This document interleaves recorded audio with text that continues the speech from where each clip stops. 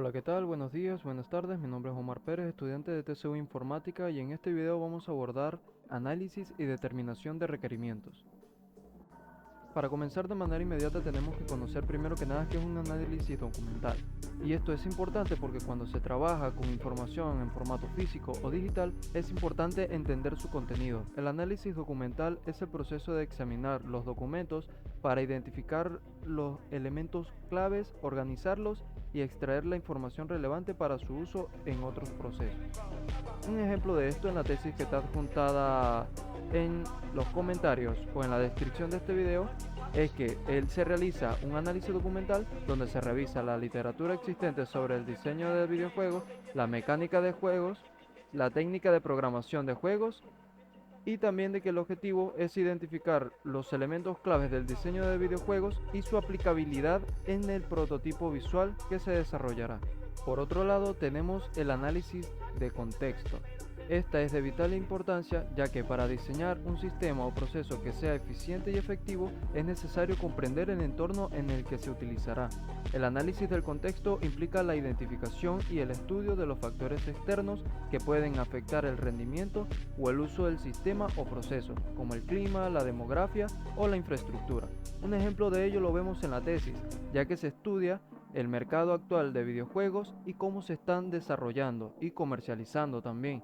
Esto ayuda a entender el entorno en el que se desarrollará el prototipo visual y cómo se diferenciará de los juegos existentes. Bien, ahora por otro lado tenemos la especificación de requerimientos del sistema. Esto es importante ya que es el proceso que nos va a ayudar a definir los criterios que el sistema o proceso debe cumplir para satisfacer las necesidades del usuario y del negocio. Esto incluye la definición de los requerimientos de entrada, salida y almacenamiento que especifican los datos necesarios para su correcto funcionamiento.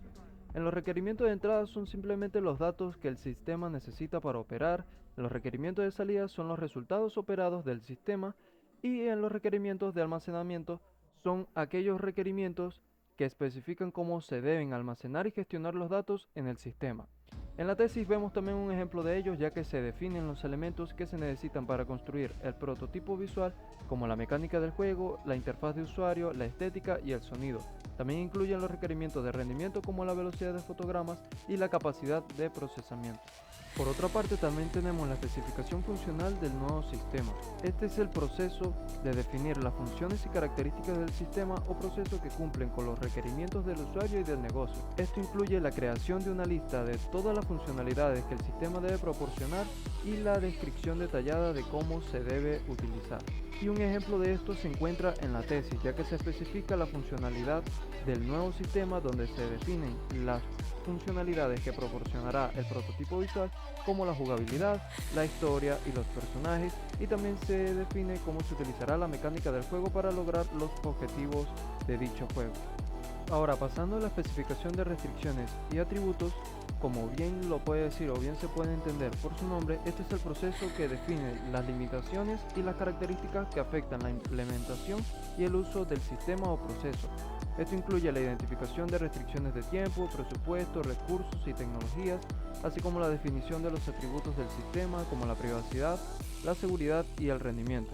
El ejemplo que vemos en la tesis pues fácilmente se puede lograr a ver ya que se definen las limitaciones de tiempo que tiene el videojuego y presupuesto para el desarrollo del prototipo visual, así como la necesidad de cumplir con los estándares de la industria de los videojuegos.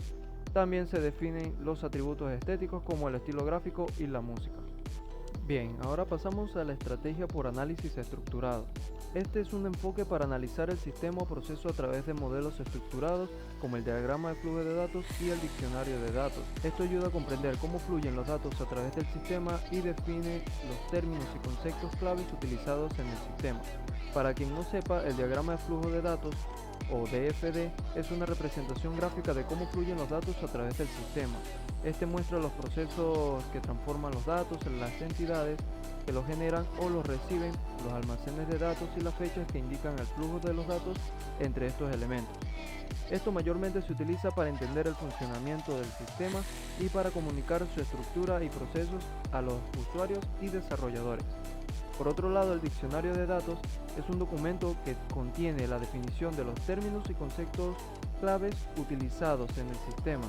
El diccionario de datos también describe cada elemento del DFD o diagrama de flujo de datos, incluyendo los datos de entrada, procesos, datos de salidas, almacenes y entidades, y proporciona una información detallada sobre cada uno de ellos.